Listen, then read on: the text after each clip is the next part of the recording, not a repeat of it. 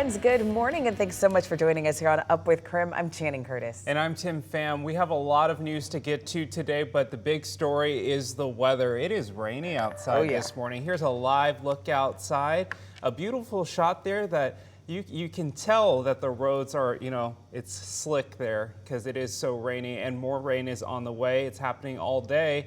Meteorologist Thomas Patrick is keeping us weather aware today. So Thomas, today is an umbrella day. Yeah, and though we don't like to use the umbrella, it kind of feels like it's getting to that point because the steady rain will pick up at times, and if it does ever get heavy, we will be susceptible for flooding for the next 48 hours here, as you see just this onslaught of rainfall all across the Northwest, including here locally. Let's zoom in over Spokane County, and we're seeing just a little bit of this start to shave off over Lincoln County. So areas like Davenport and Reardon now getting a slight break from the rainfall as of the 6 o'clock hour, but it is still ongoing for Spokane and Coeur d'Alene. It's picking up over the Palouse as well, anywhere from Washtenaw towards Pullman and Colfax, just a widespread rainfall. So it might be on and off at parts and at times for the day today, but for the most part, this is just going to be a complete washout day, but at least those temperatures are plenty warm.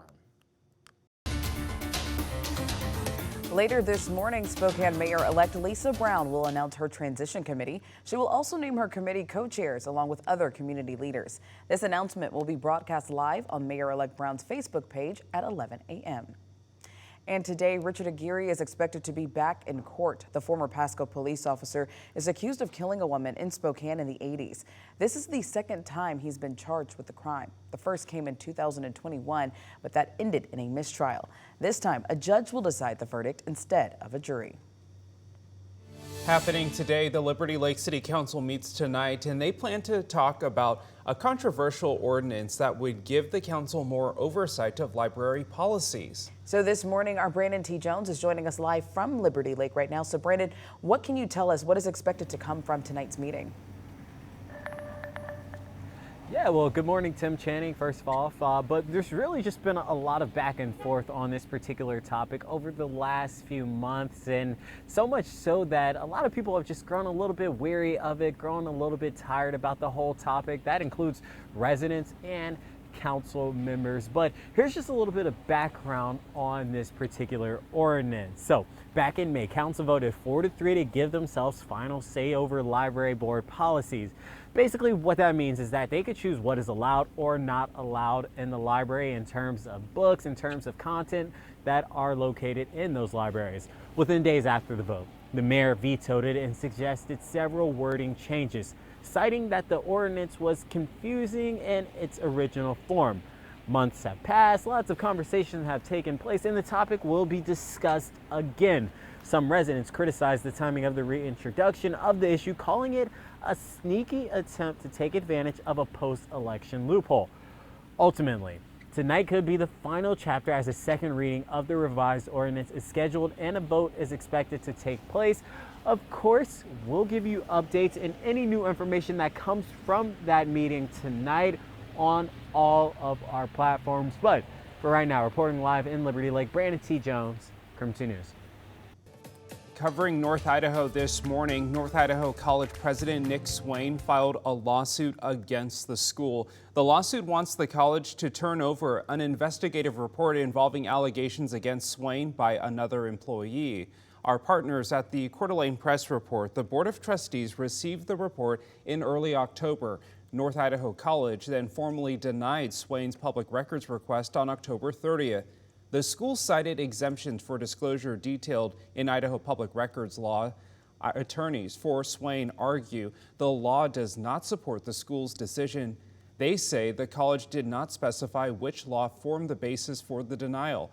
A hearing in the case is set for December 15th.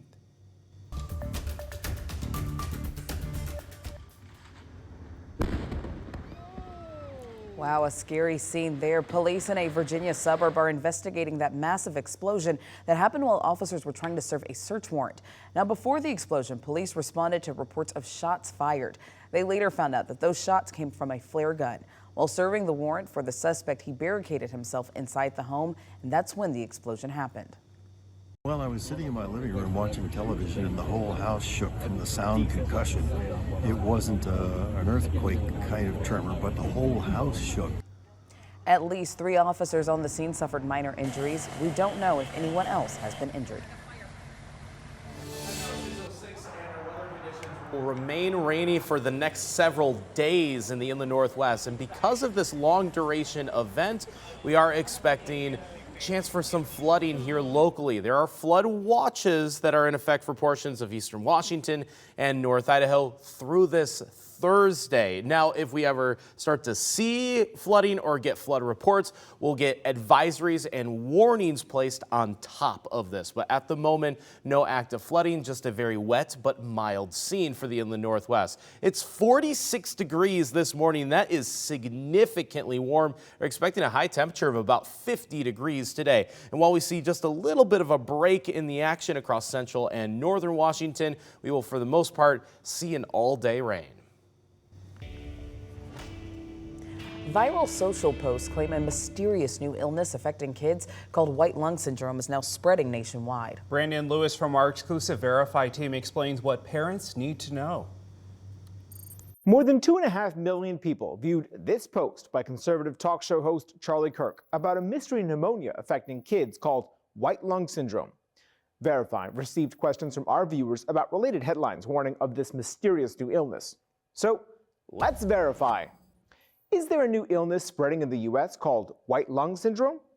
Our sources are the Warren County, Ohio Health District, the Centers for Disease Control and Prevention, Dr. Shira Doron, Chief Infection Control Officer at Tufts Medicine, and Dr. Pyle Coley, an Assistant Clinical Professor of Medicine at the University of Colorado. Doron told Verify white lung syndrome is not an official medical diagnosis, calling it a fake term. People are likely using it to describe the white shading that appears on chest x-rays of people with pneumonia. Coley explained the white areas seen on x-rays just indicate there's fluid in the lungs, a common sign of pneumonia, and not necessarily a new illness. Any kind of pneumonia, viral or bacterial, can result in white lung.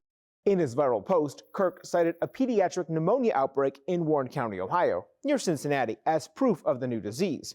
But health officials there say they don't believe the increase in cases is tied to a new respiratory virus, but rather a large uptick in the number of typical pediatric pneumonia cases. So, no, there is not a new illness called white lung syndrome spreading in the U.S. A spokesperson for the Centers for Disease Control and Prevention told Verify that on a national scale, it's seeing the typical number of cases and types of pneumonia for this time of year. With your Verify, I'm Brandon Lewis.